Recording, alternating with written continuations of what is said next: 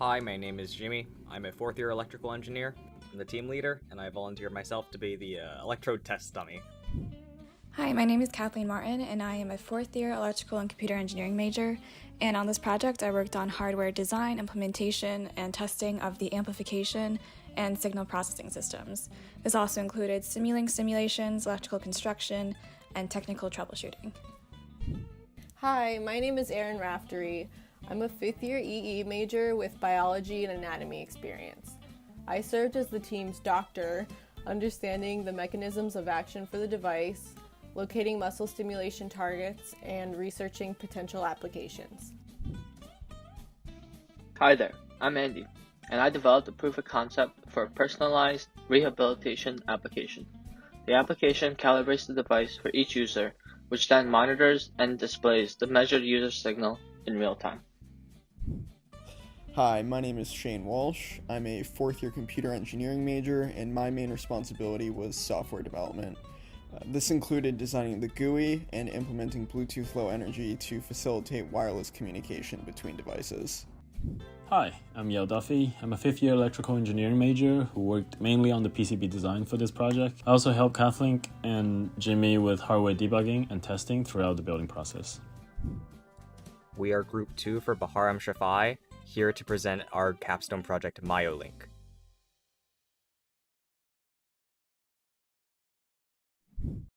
In this presentation, we will first introduce our inspiration for this project, describe and demonstrate the capabilities of our Myolink device, describe our device implementation, and finally discuss the impact and future considerations for our project. We're going to start with the motivation and plan of our project. For a moment, just imagine being able to control someone else's muscle movements with your own. This has an immense range of applications, from music instruction to sign language, and even medical applications such as physical therapy. ArmLink institutes the foundational technology to make these imaginative scenarios into a reality. ArmLink is a human-to-human muscle stimulation device which induces the motion of one person's muscle activity in another person. Electrodes are used to measure the voltage activity in the first person's arm, and this signal is passed through a series of amplification stages and digital signal processing to stimulate the second person's nerves to imitate the same motion as the first person. This is a short demonstration of the Backyard Brains device to verify the operation of using person 1's arm signal to move person 2.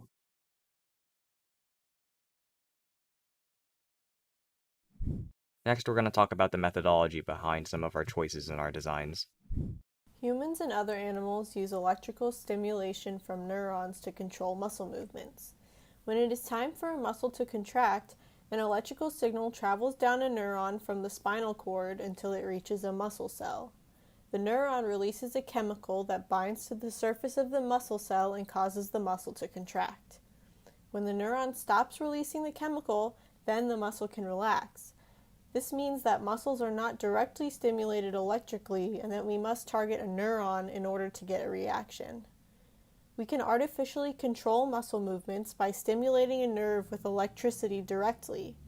We can then vary the strength of the muscle movement by adjusting the signal amplitude and frequency. We chose to target 3 nerves of the forearm, the ulnar, median, and radial nerves, because they are easily accessible and far away from the heart, therefore safer to work with. We were able to produce a variety of finger, wrist, and forearm movements by adjusting the electrode pair locations on the arm. 3 electrodes are required for each muscle target on the controller. 2 are used to gather EMG signals, and 1 is required for ground. The 2 signal electrodes are placed on the forearm, and the ground electrode is placed on the back of the hand. This is a bipolar configuration which allows the instrumentation amplifier to filter the input using common mode rejection. For the controlled person, we placed 2 electrodes along each nerve target. Gel on the electrode pads was required to mitigate the effects of skin impedance. Here are some photos from our library showing various electrode placements which we later referenced for our demonstration. Signal processing is required to amplify the low amplitude signal from the first person's arm and to reduce any unwanted noise. First, the outputs from the 2 electrodes are passed into the 2 inputs of a differential amplifier with a gain of 4. This gain is in series with the second stage bandpass filter, which eliminates high-frequency noise and amplifies the signal with a gain of 150, which results in a net gain of 600. Then the envelope gain stage traces the peaks of the signal and provides a gain of 20, which results in a total final gain of 1200. A capacitor provides further high-frequency noise reduction before the signal is passed into the Arduino. The end result is a clean signal that is amplified from millivolts to a measurable voltage level for use in digital processing. We implemented the signal processing circuit on a 4-layers custom-made PCB. Our design focus include signal integrity, where we want to ensure the signal coming from the arm are being filtered and amplified as expected throughout the board. The board can take up to 3 different inputs from 3 different muscle groups, and our PCB has small form factors which incorporate with our Arduino Mini perfectly. The Arduino serves as a software bridge to translate the signal from one human to the other. On the original device, the Arduino was the bridge between the TENS 3000 and the Spiker Shield hardware. LEDs help indicate the strength of the EMG signal, which can be used to adjust the measurement sensitivity. We chose the Arduino Nano for our final implementation because of its small size and portability. The Bluetooth capabilities embedded within the Arduino Nano is impressive as it can act as both a Bluetooth client and host. The software handles the Bluetooth Low Energy connection and is responsible for setting the amount of voltage flowing to the controlled person's arm. The controller's arm is outfitted with 2 sets of detection electrodes and a single ground electrode. When the controller contracts their thumb, the voltage across the first set of electrodes spikes. Likewise, the voltage across the second set of electrodes spikes when the controller contracts their forearm. The voltage across each set of electrodes is constantly monitored by the Arduino attached to our custom-built PCB. When a spike occurs, this Arduino uses its serial port to alert the MATLAB script, notifying it which muscle has been contracted. Upon receiving an alert, the MATLAB script tells the BLE-enabled Arduino to enable voltage for 1 second at the corresponding set of electrodes on the controlled person's arm. The voltage at which each muscle is stimulated can be adjusted through the GUI. This is what we imagine a future rehabilitation application would look like. We'd have to calibrate and adjust the sensitivity of the readings for the user. This is crucial to be able to accurately stimulate and track the muscle movements. Outputting the actions gives the user real-time monitoring of their signals, which is critical to see the progress of rehabilitation. Bluetooth Low Energy has some key features which made it the ideal wireless protocol for the Myolink. With Bluetooth Low Energy, it's very easy to wirelessly control the values of multiple variables. This was important for this project, as we had to manage 2 variables, the voltage flowing to the controlled person's thumb and the voltage flowing to the controlled person's forearm. Another benefit of Bluetooth Low Energy is that it's optimized for intermittent data transfer.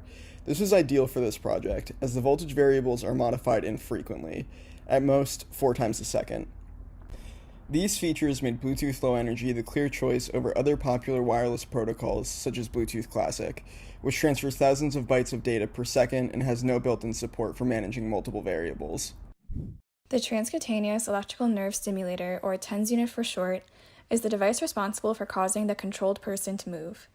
Electrodes connect the second person's arm to the TENS unit output and are placed in various positions optimized to stimulate one of the 3 arm nerves.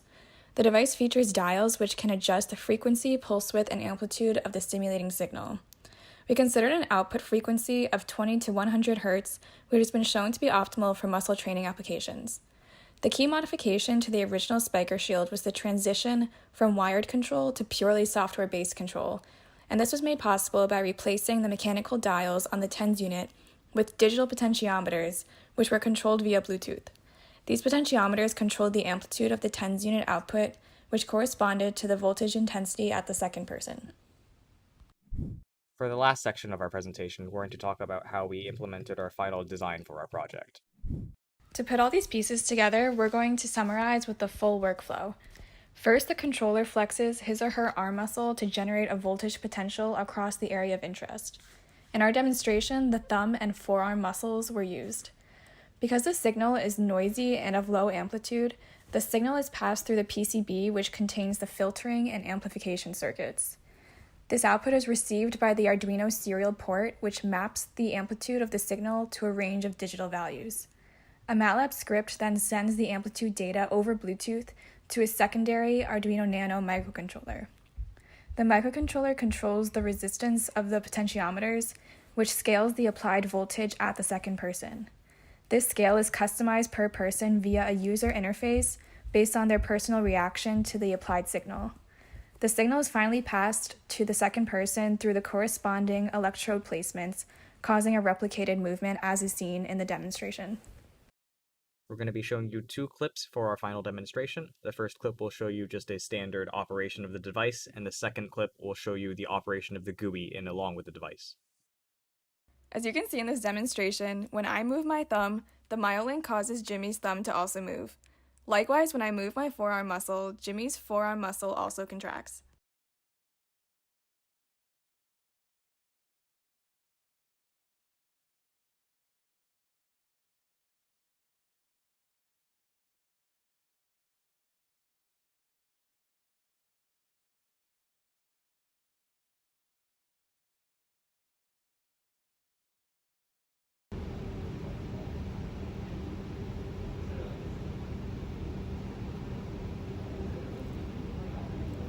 I'm going to turn that up.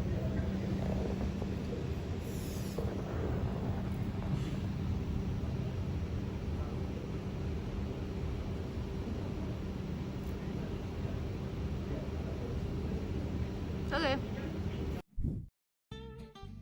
To conclude our Myolink arm control presentation, we designed a PCB board from scratch that can wirelessly stimulate muscle movement. The immense potential of our device ranges from medical to music applications.